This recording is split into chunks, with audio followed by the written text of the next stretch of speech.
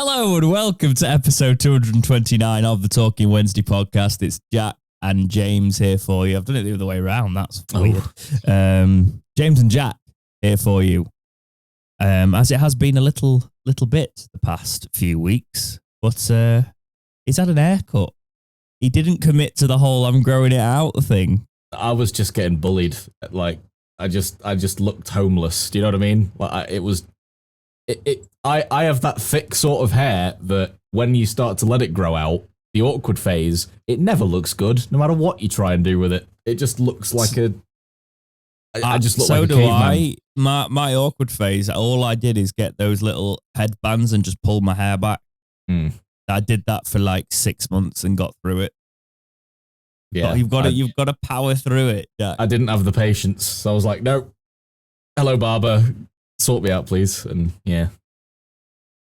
So here I am now, freshly trimmed. Oh. I must say they've disguised the widow's peak a little bit. What the widow? Oh, there we are. There we go. Yes, ha ha ha. Even though I actually look, you've proper put this anxiety in my head. Everyone that keeps saying it, so I actually asked again at the barbers, and they were like, "No." Yeah, I was like, people keep saying it all the time. Am I going to go bald? And they were like, "No, mate. No, they're messing with you."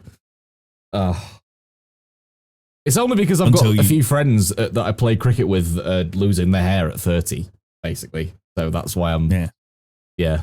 Well, I'm 30, they keep being like, "You're next." And it's like, no. I'm 30 and I'm doing all right so far. I could wake up tomorrow and it's all gone. But yeah, there's if you just gotta go with it, as people say, you've just gotta. It starts to go. I would be unfortunate because my head shape is unfortunate. So yeah, but it eventually happens to us all. Like even if you get very old, it thins to a point anyway. So there we are. It's just fun to wind you up about it. I know, because I get so aggro about. I know. It's because I bite and I nibble, and that's why people do Jack, it. Think about it. The more stressed you get about it, the more chances are you're going to lose your head. I know. You know what's actually kind of funny? I've already got white hairs growing in like my beard. I haven't even got that. And I've got one. I found a white hair the other day, like up here somewhere, and yeah, it's. So that's a fun little development that I found out about. I can tell where my hair's going to go grey because, like, when I have my hair tied back, I can see like there's a different shade of brown emerging now at the like roots. So it's like a duller brown. So I'm like, that's where I'm gonna go grey first. It's not happened yet, but it could happen very quickly. In your 30s, you do see people just I've got a family history of people going grey at like 30, 37, 38 in my family, so that's probably going to happen to me as well. I'll be a silver fox by 40. There we go. Fully grey. Yeah. So, I mean, you do start to go grey through your 30s usually. That's what you tend to see. But you don't like fully and go in there. I'll mess around with the hair dyes. I'm not too proud. Like if it goes, I will rock the grey. Don't get me wrong. There's nothing wrong with it. But I'll also like, why don't I go red? Why don't I go blue? Why don't I go full on goth black? Why not? Yeah. Why not? How was your week been anyway, James? Believe it or not, very busy. I've started a new job. All fun things. Usually I'd be taking some time off now for a couple of weeks. But I've managed to start a job that literally finishes when my other projects wrap up, and now I'm into normal job times, and it's a 5-day a week. It's proper job again. It's a proper full-time thing. It's not just me doing 3 days with the company and then doing all my other stuff on the side. Well, obviously, with the company I was with before, I was 5 days with them for like 5 years, but then I shifted it because I was doing too much. I ended up doing 6 days. Remember that 6-day stint when I was always like, I'm really tired. But yeah, this is a bit of a difference. It's fun. Lots to sort of take in the first month, as you usually do. But yeah, we're doing this quite early today because I'm obviously going to work later. So that's why my eyes are partially open. But yeah, the podcast schedule will be changing because of all of that. We will be sorting all of that out throughout the season. But yeah, productive. Got everything. Got all my ducks in a row there. What about you? What have you been up to? Oh, just it's lots of existential stress. Just like, oh God, my future's being taken away before my very eyes. But hey ho, and that's no matter who's in charge politically. It feels like every single power that be just doesn't want me to exist past like the next 10 years. But here we are. Just very, very stressful. Like, I don't know. I feel like I've reached that stage where I've got to just power through and like succeed despite everyone that I am familiar with that has often berated me for choosing to do what I want to do and whatever. I've got to like, it's more like I've just got to power through and show them the middle finger now rather than like hope that they go, oh, actually, yeah, you're great, Jack, keep going. I don't know. It's a funny thing. It's a funny thing, but here we are.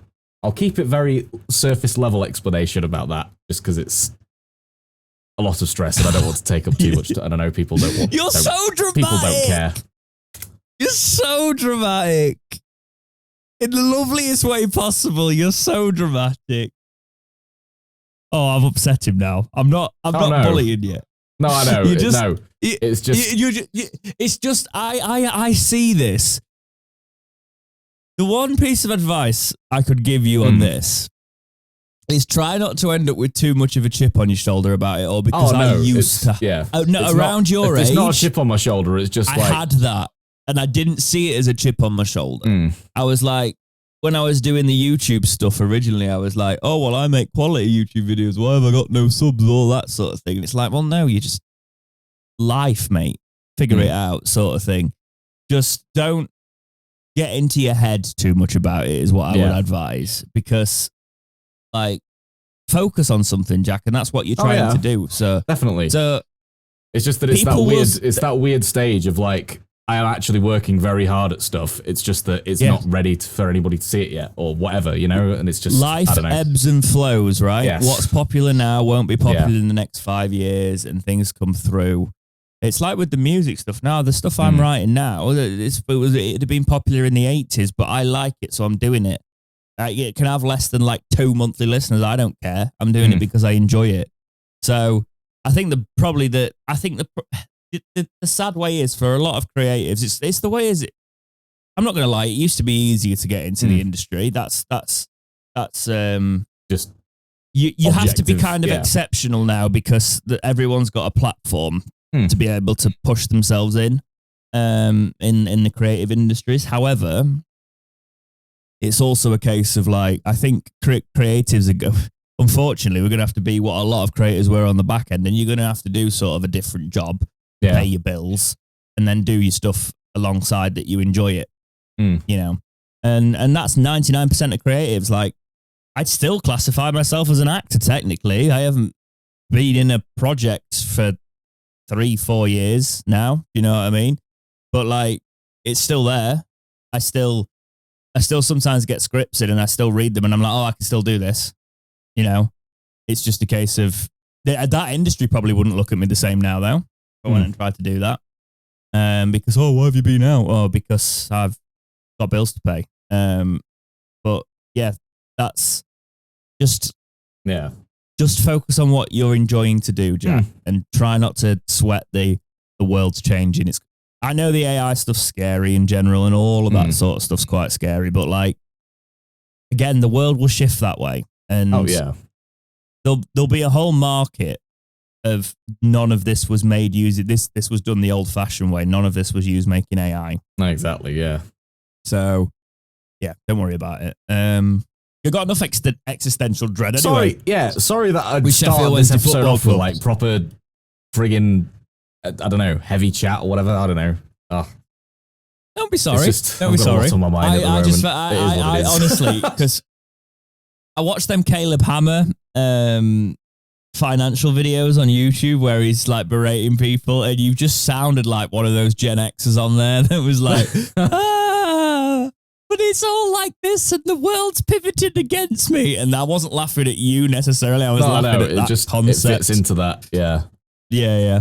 But yes, let's talk about Sheffield Wednesday, shall we? Because this is Talking Wednesday, the Sheffield Wednesday podcast. Here is your timestamp. If anyone in the comments wants to put that timestamp down for the end of the waffle. Yeah, there you go. Jack, so much happened last week. I only clipped one thing out in the end, and it was the North Stand stuff, and it went out literally on Sunday because we had so much cracking off. I have just realised we've got a new manager since we last spoke, and that's not even in the document. Oh, nice. Oh, well, it is. It's just not the first story in the document. Is it in the document? Oh, yeah. Is. It should be the first story in the document, so we're going to start there. Yes. This is from the Wednesday website. The Owls are delighted to announce the appointment of Henrik Pedersen as the club's new manager. How many times, audience, are you going to count Jake calling him Hendrik? Just saying, by the way. I've done it twice in one video, but I think Jake tends to do it. He did it before. I think, right, somebody who's really nerdy in our audience, keep a tally of how many times Jake calls him Henrik and calls him Hendrik. Because I'm telling you, Hendrik will be there a lot of times. I know that man well. Okay, carrying on with the article. The Dane takes the S6 reins with immediate effect. Pedersen joined the Owls in October 2023 as assistant manager and was a vital part of the coaching team as Wednesday sealed championship survival against the odds on the last day of the 23-24 season. He then helped steer the club to a mid-table finish in the second tier in 24-25. Pedersen brought a rich pedigree to Hillsborough, both as a coach and as a manager. Following 6 years within the Red Bull stable, taking stints with Red Bull Salzburg's youth teams in Red Bull Ghana, Pedersen held a central role in forming a football philosophy for the entire Red Bull group. You want to read the next bit of this so I don't have to pronounce the names again? Oh, great. Okay. The hugely successful from there. The hugely successful spell with Red Bull Salzburg led Pedersen back home to the vacant managerial role at HB Horg. I think. You go on. The vastly experienced 47-year-old went on to become assistant manager of German side Union Berlin before managing Eintracht Braunschweig. Oh my god. Strømsgodset in Norway, and finally, thank you, James. I've offended like Germans. I've offended Norwegians, and now I'm about to offend the Danish as well. And finally, Vendisel FF, even though they don't say F, they say something else probably in Denmark. Thank you very much. That was exceptional. You're very welcome. This follows from the Wednesday website, a message from Henrik. I am incredibly proud to become manager of this wonderful football club. Since arriving in Sheffield with my family, the city immediately felt like our home. The people are what makes a city special, and the fans are what makes a football club special. So to now be staying in Sheffield and managing this club with its incredible supporters makes me very happy. This club has a fantastic history, one of the giants of English football, and it is now my job to help us get us back into the position we should be in. Is it going to be easy? No. We are maybe in rough waters at the moment, but as a proud Dane, I can tell you that like our Viking ancestors, stormy seas don't bother us too much. You have to get used to it, to weather the storm to get to calmer waters. This is a really great club with great fans, and I will do anything and everything to help us thrive and grow. We will have to fight and battle for everything, but with the right mentality, we can achieve great things as a team. To the fans, I ask that we stick together. At times, we may need be a little bit patient as we strive to grow. We all care deeply and we all do what we can to bring the great times back to Hillsborough. I only ask that you get behind your team. Sheffield Wednesday is a massive club. I now look forward to the hard work of preparing the team, from the youngest kids in our academy right up to the first team. I look forward to seeing you all for the new season. See you all soon, Henrik. So, New manager. The ideal scenario. We obviously did a podcast live, Jack, last off the back of Danny Rule moving on. And I'll be honest, I am completely indifferent about that now. I have got no emotion about it. I don't know about yourself, but moving on to Henrik. It's interesting, though, because you look at that statement and then you look back at, say, Danny Rule's statement, and this one feels a lot more genuine, like he actually cares about the club itself rather than just, this is a career stepping stone for me. That's the, upon looking at it now, Danny Rule's appointment back in the day, there's such a massive air of that in his like signing on speech and stuff.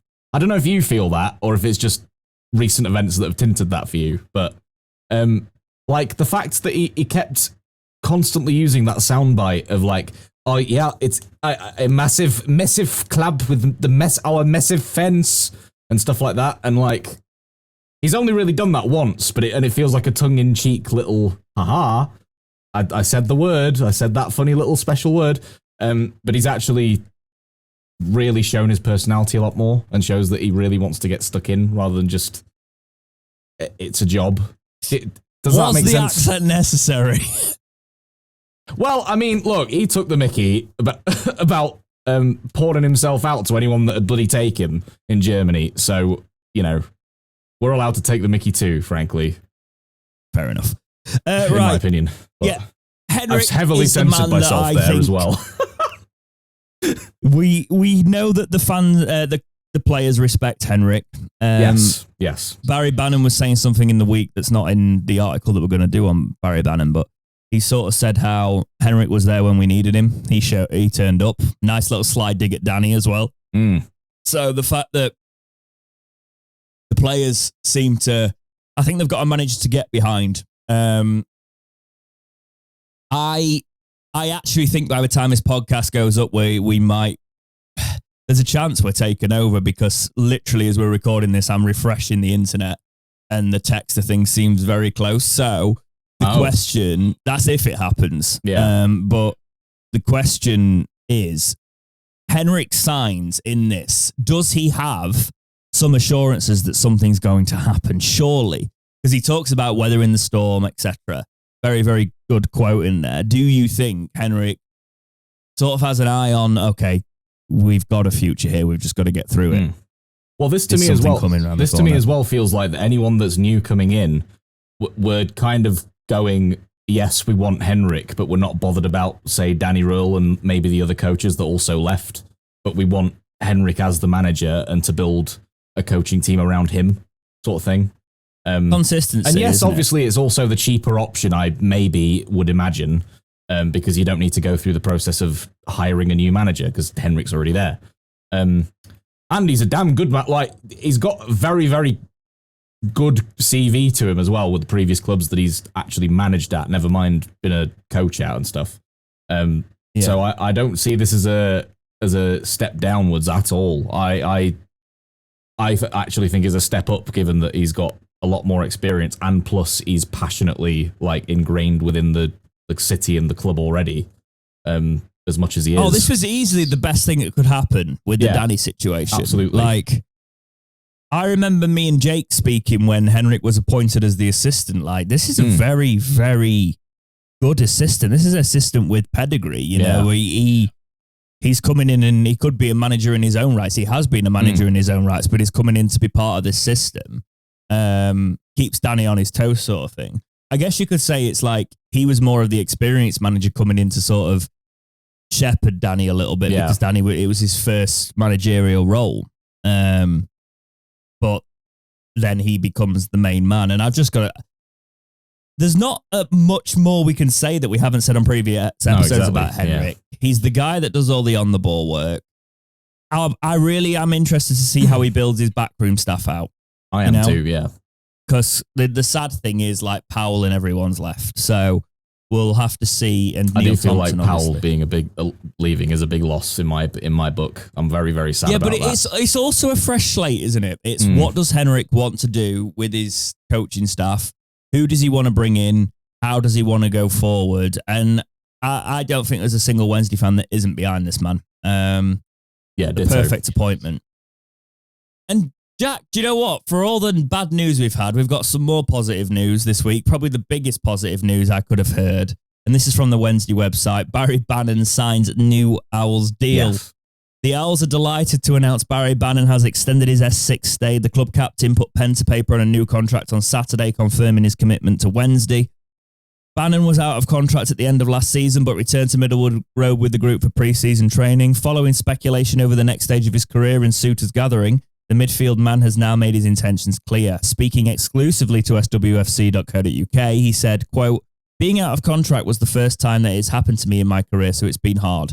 Today puts that to bed. Deep down inside, I always knew what I wanted to do, but at times it seemed like I didn't. But at times it seemed like what I didn't want to do could happen. But now I'm delighted to get it done and I can look forward again. There's loads of reasons, really. I've made it clear over my years that my love for the club and the love I receive back. This club is a big part of me and my family, who are here with me today as I am signing. They will always stand by me with whatever decision I make, and I've decided to stay." With the season getting closer, this last week has been tough because there was interest from elsewhere and I had a lot to think about. We also had a lot of conversations as a family, and when I told my daughter, Elsie, that I might be leaving, she started crying. Then last night, I told her I was staying and she started crying again. I asked her why she said that. I asked her why, and she said that they are just happy tears, end quote. Go on, Elsie. Getting Bannan in there. Do you know what? This serious talk, I don't think, actually, if you look at it, and there's going to be people in the comments going, "Do you not remember Chris Waddle?" But I don't think there is a Sheffield Wednesday legend higher than Barry Bannan. Because in modern times, I would say.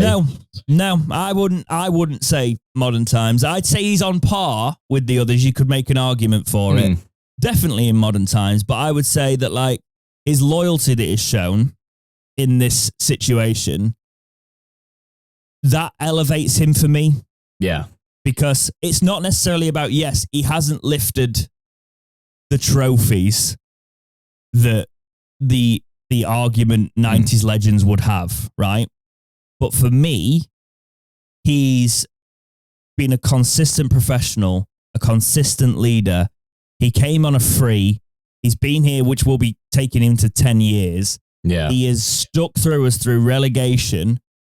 He's stuck through us through failing to get back up. He's turned down Premier League clubs in the past for us. He's then, when we are literally falling apart this summer, right? Manager's gone, everyone's leaving, players handed notices in, nobody's getting paid. He signs a contract. But before that, he comes for a couple of months just to train with the club with the intention of trying to do everything he can to stay.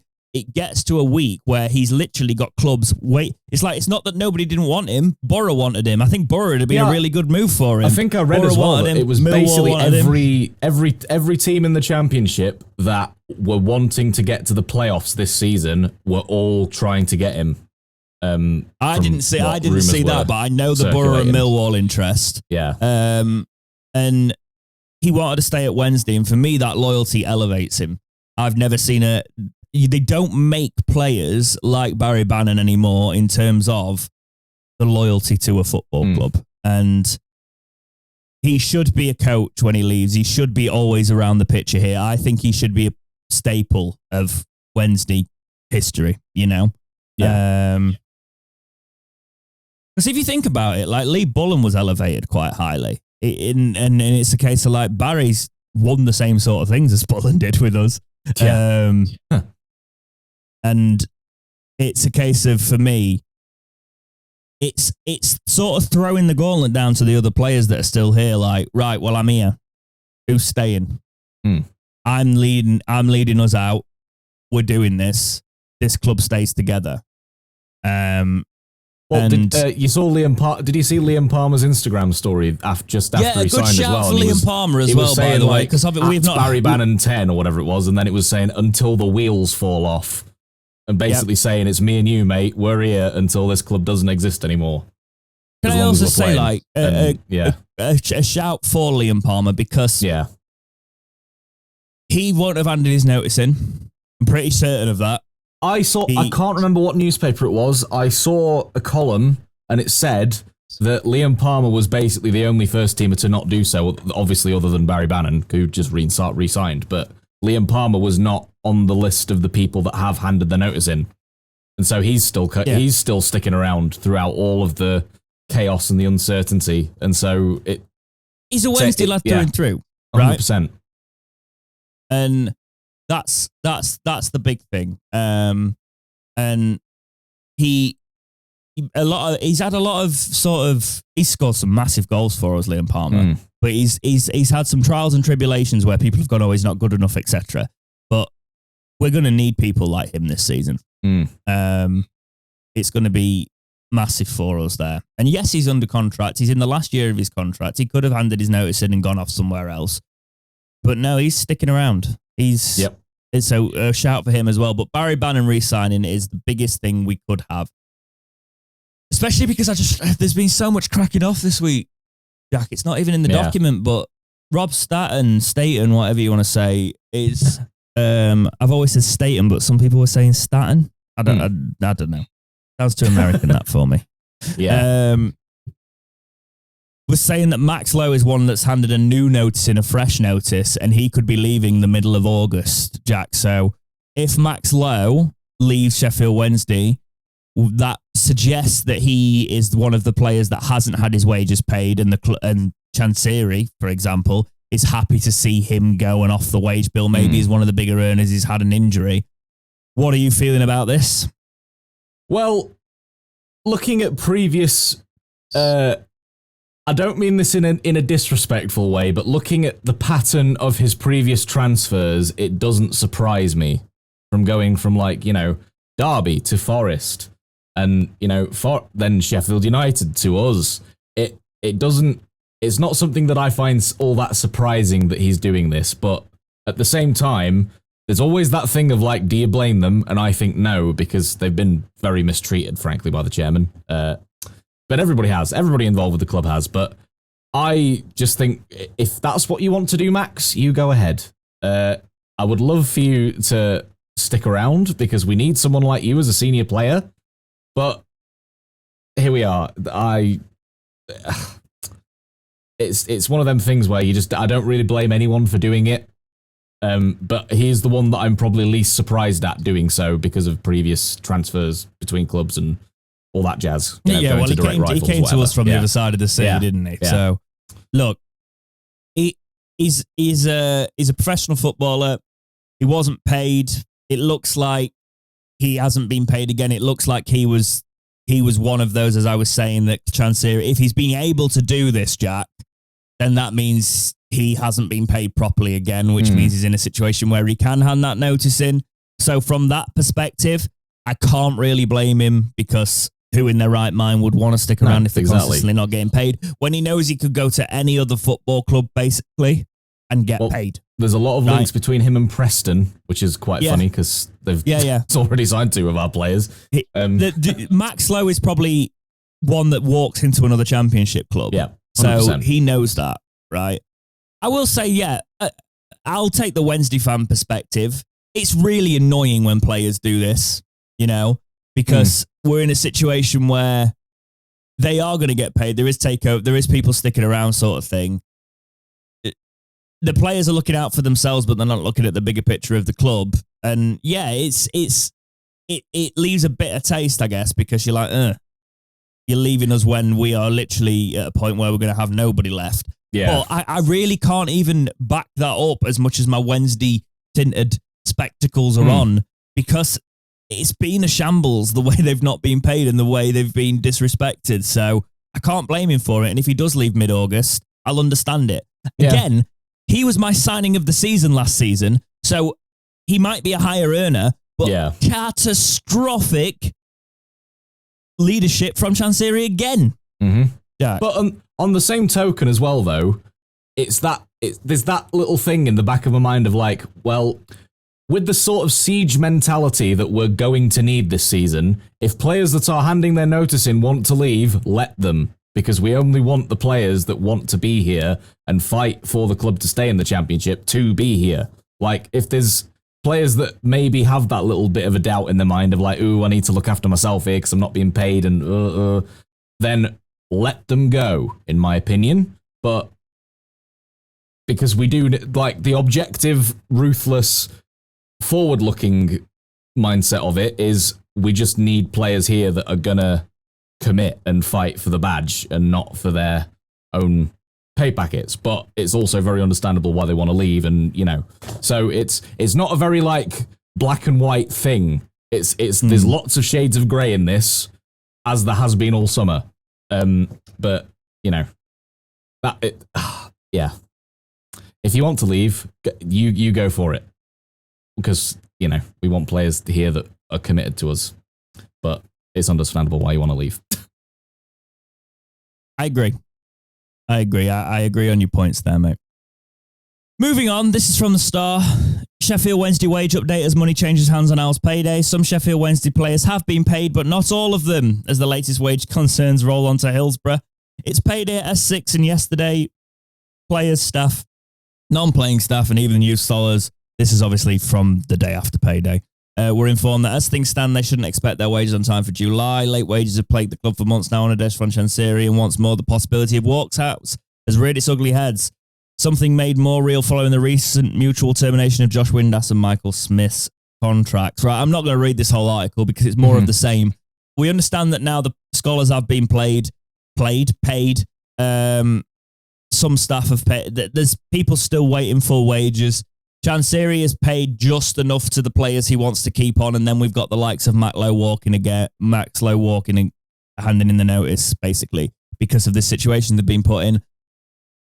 Jack, I've already done a video on this, so go. Do Jack. It's just, honestly, this is the part that boils my blood, because he's basically gone, right, okay, I can't sell you backroom staff or, club staff in whatever department that you don't see on the football pitch. I can't sell any of you. You're not sellable assets to the club. So you know what? I'm not going to bother paying you first. I'm going to pay these people that I could potentially sell one day. It's ridiculous. There's people struggling to pay mortgages, to pay for food bills, to pay for everything in their lives, and this man just does not care. He's like, okay, they're not getting paid first. I'm paying the players first.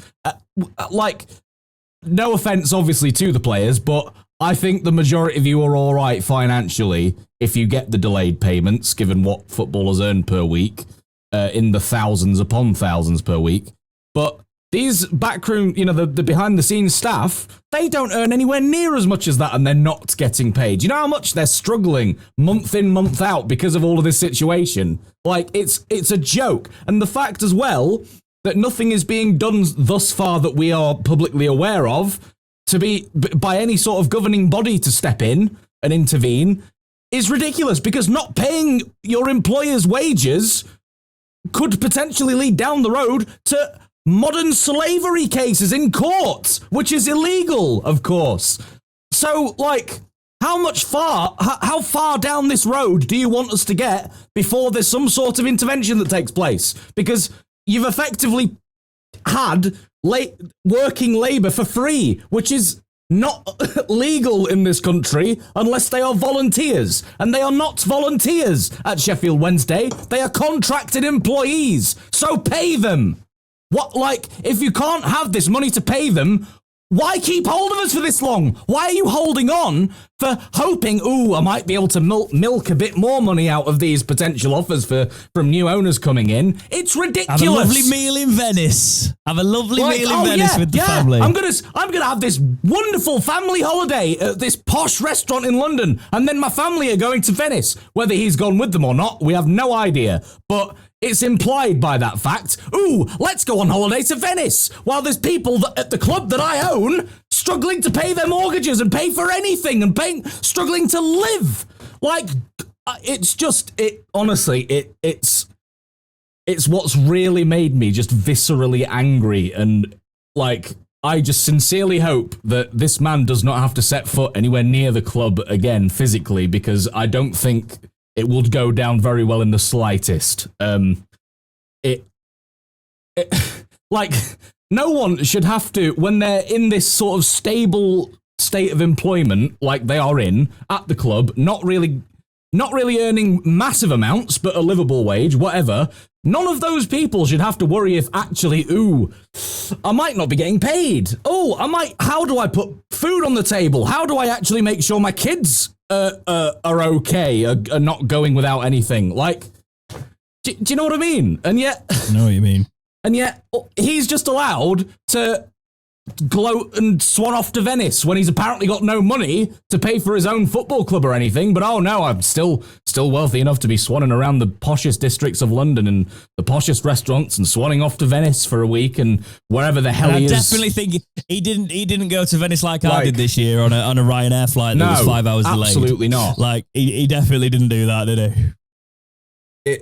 Lovely place.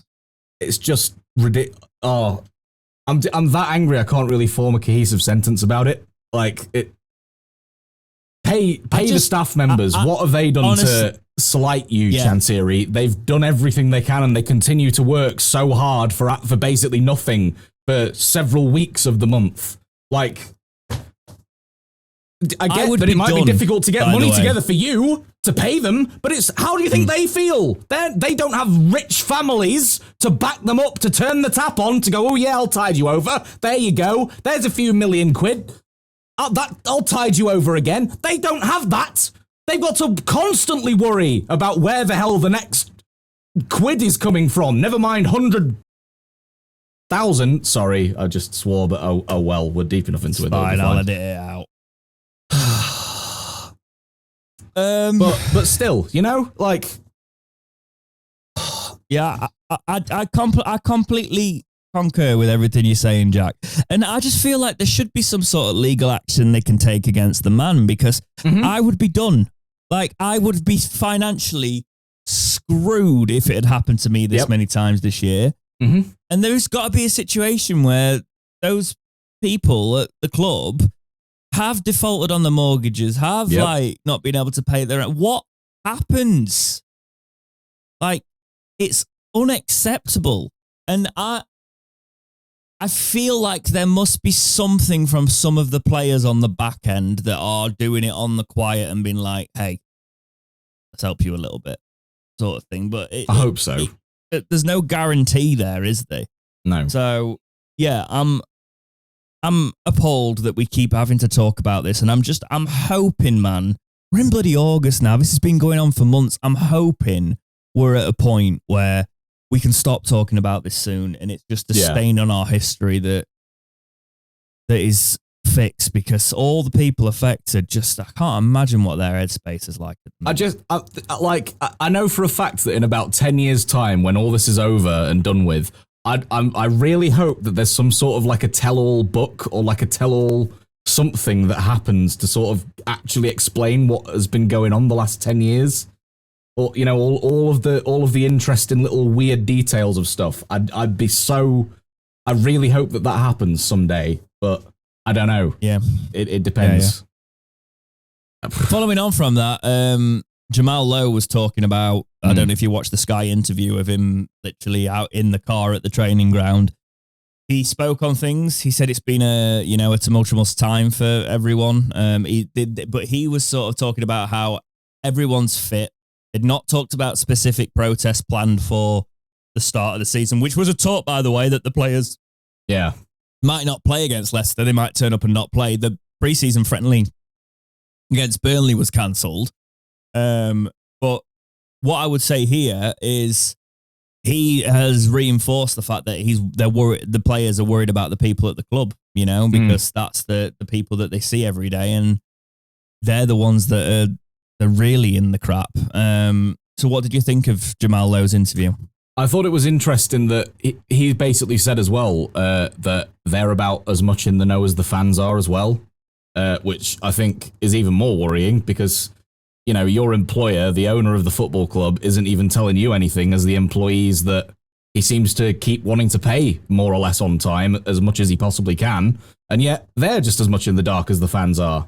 Or so they say to the news anyway. But it also felt like he was playing a bit coy. I got that impression as well, that he knows something's going on behind the scenes.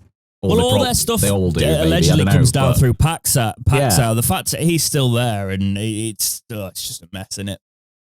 I'm sorry, but like in that, when you're in that unofficial advisor role, you're always going to have questions put above your head of what your intentions are when you're not officially on the payroll. And the people that actually were footballing experts, such as back in the day, Glenn Roeder, etc., when you get rid of all those people, but you keep on someone like that Amadou Paxao, and then he's not an official, actual, like, employed member of the club, director, They're staff, looking anything. at how they can line their pockets, It's just, usually. exactly, yeah. Like, 50% for you, 50% for me. And that's potentially why we've paid so much for people. I don't know. Who knows? But, like, it's just all of these question marks get raised about who even is he? Like, what role does he have? Because he's always just been, oh, yes, he's an advisor. Okay. But advising you on what? What has he helped you do? What has he stopped you from doing? What has he encouraged you to do? Like, in what capacity? And it's just a mess. It's just an utter mess. And you know what? I'm going more and more as this drags on with a takeover not happening and just total silence all the time. I'm going more and more down that mental headspace route of, does he just not want the takeover to happen and for it to dissolve because he doesn't want people finding out what the hell he's done with the books and all the rest of it? Like, that's my conspiracy theorist head working on a track. There's probably a lot to it. There's probably a lot more drama to come around the corner, Jack, with it. Yeah. When the takeover happens, I'm sure some of that might even come out. Like, who knows? But it's just a very interesting thing that he's choosing to just be totally radio silent all of the time. Because also, on the grounds of this whole thing, just having a club statement saying, yes, we're talking to people, talks are happening with people, we just can't disclose who they are. They just come out with that. That's not breaking an NDA. You're not saying who it is. You're not saying how far down the line you are.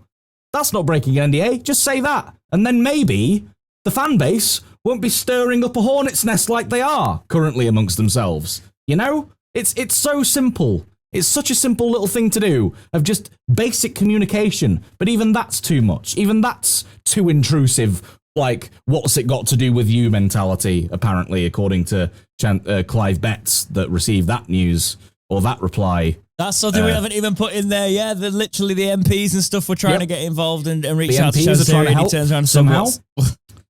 What's it got to do with you? What's it got to do? The governing body of literally the area of the country that the club is in, that supersedes all private enterprise, has said, we want to help you with this because something's going wrong. But no, it was, what's it got to do with you? It's just, I feel like that says a lot about Chansiri himself as well, actually, personally. But yeah.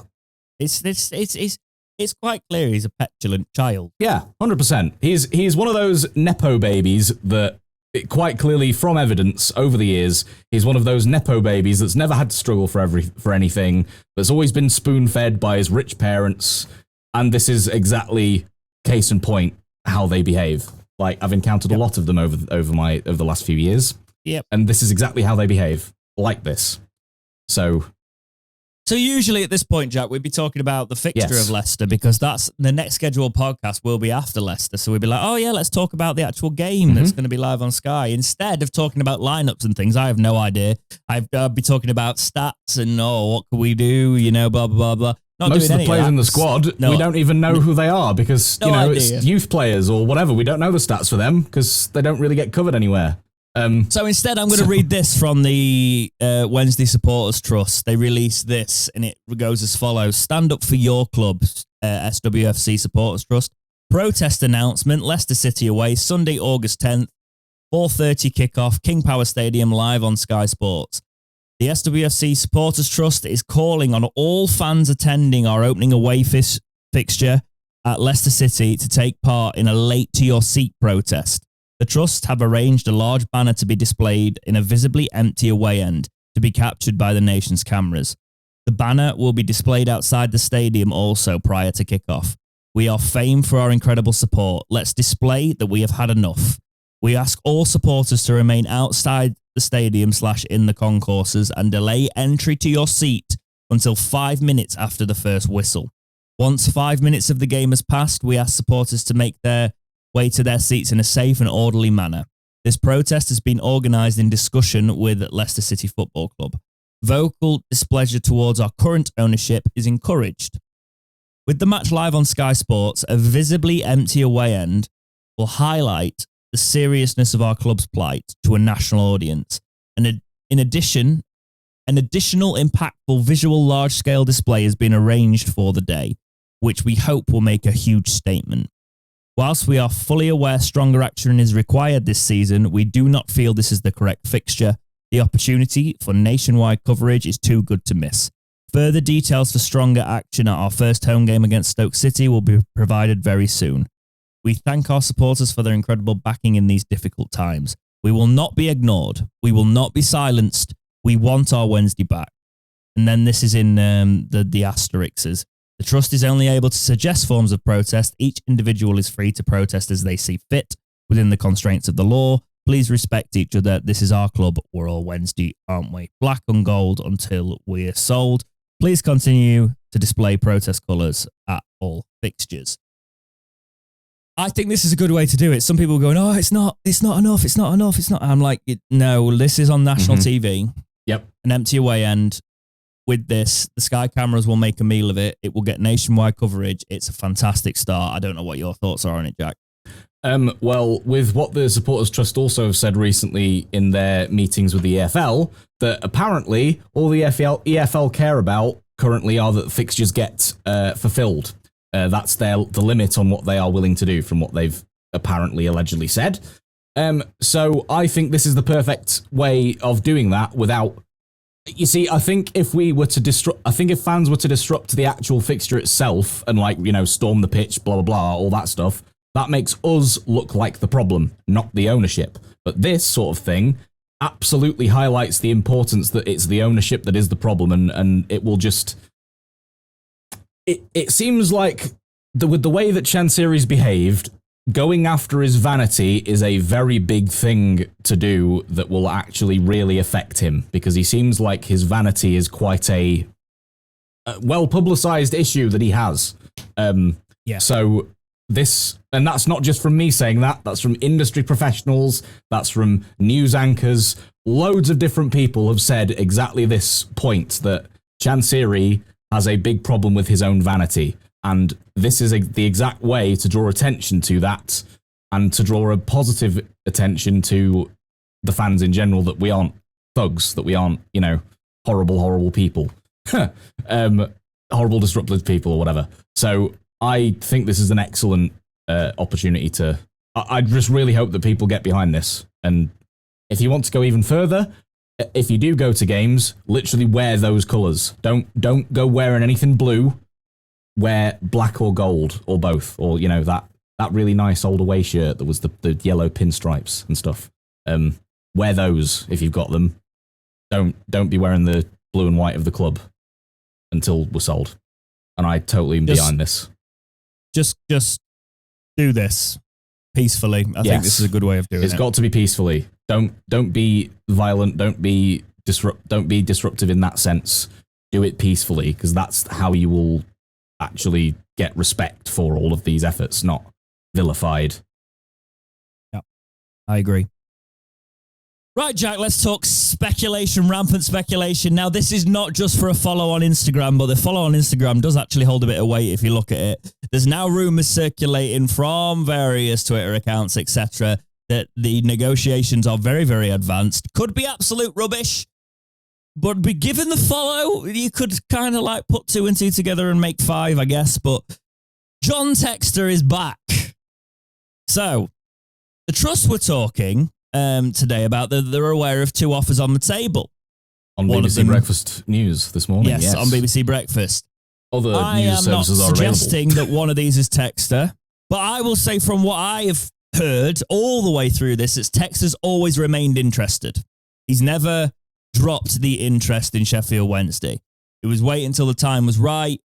Chansiri has been difficult, etc. I've heard lots of different things, but the one thing I've not heard is that Textor is ready to walk away. Okay? This morning, he follows Wednesday on Instagram. Right. You might go, oh, that's ridiculous. Do you know the only football clubs that Textor follows on Instagram? What they are? I believe. Botafogo, Yeah. Leon, and Crystal Palace. The clubs that have been part of the Eagle Sports Group that he had an involvement with. Now, as of this morning, he is following Sheffield Wednesday, which would suggest that he is taking a very keen interest, if not something is about to happen, but he is very, very much interested in Sheffield Wednesday's social media happenings, Jack, which could basically mean that Texter is about to become part owner or full owner of Sheffield Wednesday. What are your thoughts? Well, because I'm such a pessimist, not a pessimist, but a realist, I guess, I'm in my head saying this could just be a big negotiation tactic to say, look how excited the fans are that they could be getting me as their owner. Isn't that a good, way of choosing me as the person you sell to? That's where my head's going a little bit, because of how much he's been talked about in the media previously as well, in the last couple of months.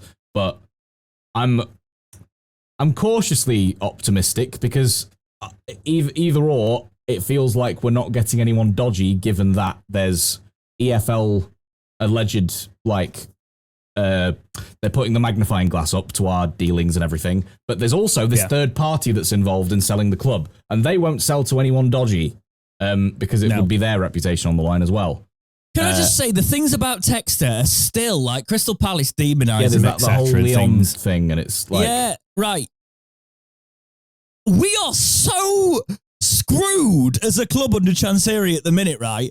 If we're having to deal with the issues of club debt, that we will, the club debt levels, etc. If we're in the Premier League, touching sort of Europe, we'll worry about it then.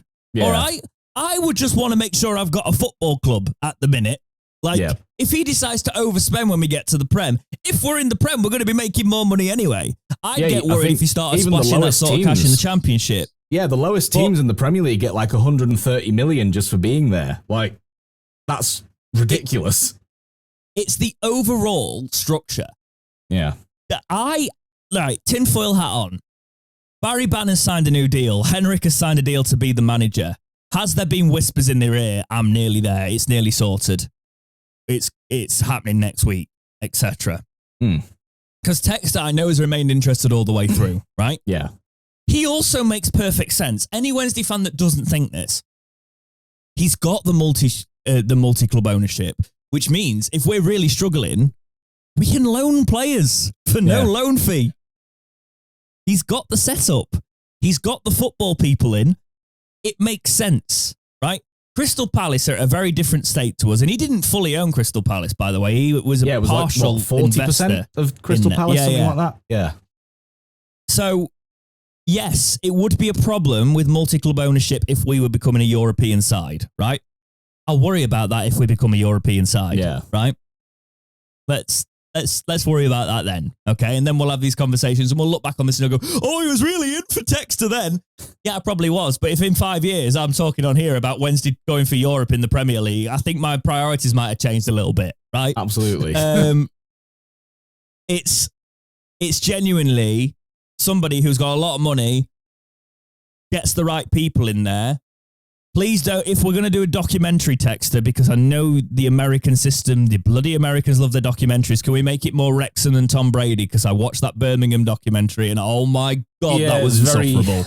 It's a bit of a vanity fest, that, isn't it?